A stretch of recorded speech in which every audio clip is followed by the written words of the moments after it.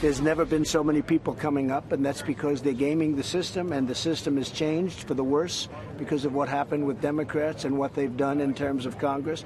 So if we change the laws, it would be very easy. But in the meantime, Mexico, if they stop the people from coming in, we won't have a lot of people coming at the border. Well, that's President Trump, of course, speaking with Fox News yesterday on the border. This as he continues to make the case to try and solve the crisis that continues there. The president traveling to California yesterday to tour a revamped section of the barrier fencing after this week backing off those plans to close the border, at least for now. The president instead issuing a one-year warning to Mexico to stop the illegal crossings, or he says he will place tariffs on cars that are made in that country. A threat he issued again this afternoon when he addressed the Republican Jewish coalition in Las Vegas and also talked about immigration there. Joining us for analysis is Jeff Mason, White House reporter for Reuters. Jeff, always good to see you. The president did have warm words for Mexico this afternoon, at least in its efforts to try and enforce their southern border so the caravans don't form there in the first place. Do you think the administration policy can actually hammer that through and get that through to Mexico to try and stop some of these caravans before they even arrive here? Well, that's the theme that the president has been using for the last couple of days since initially threatening to close the border about a week ago.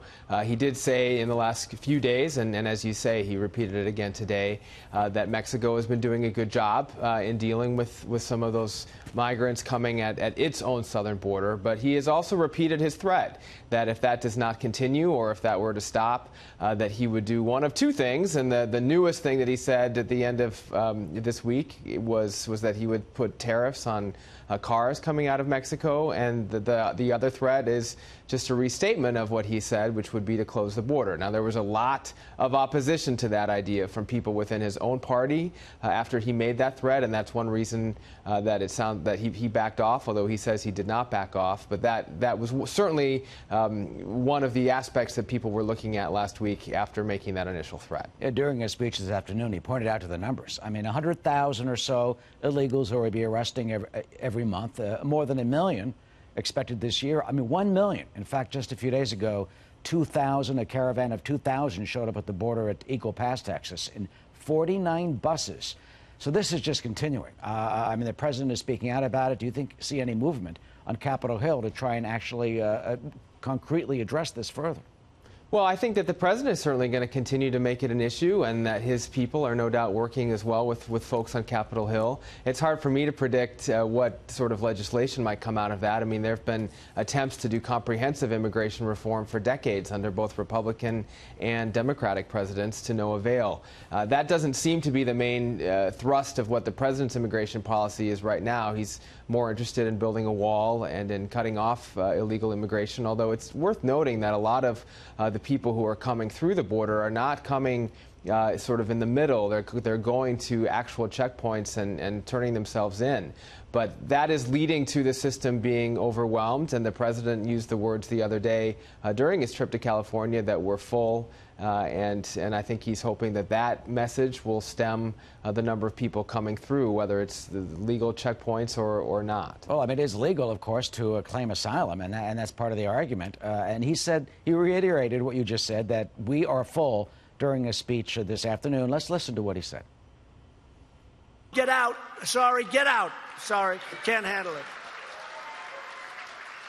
And I told my people yesterday, our country's full. We're full. Our system's full. Our country is full. Can't come in. Our country is full. What can you do? We can't handle anymore. Our country is full. Can't come in. I'm sorry. It's very simple. Never before has a major political party been more outside the American mainstream than the Democrats of today. I mean, clearly, he says, and the officials say, that the system is overwhelmed. The country is not full, but the system is struggling. And even in the president, I think, and others have cited the fact that President Obama's Homeland Security cabinet secretary Jay Johnson has also recognized that there is a crisis at the border. So there is bipartisan recognition of the fact that the numbers coming in is overwhelming the system. But there is not bipartisan agreement on how to deal with that, and that leads to some implications for the 2020 election. You're seeing presidential candidates address that.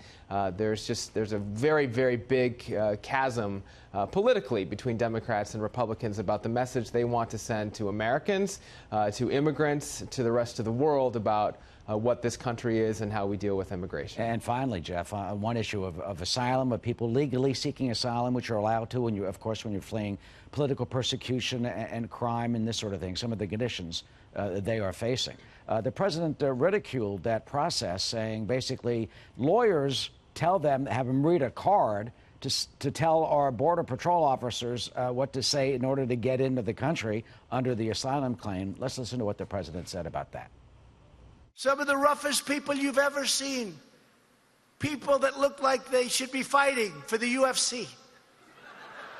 They read a little page given by lawyers that are all over the place. Lawyers.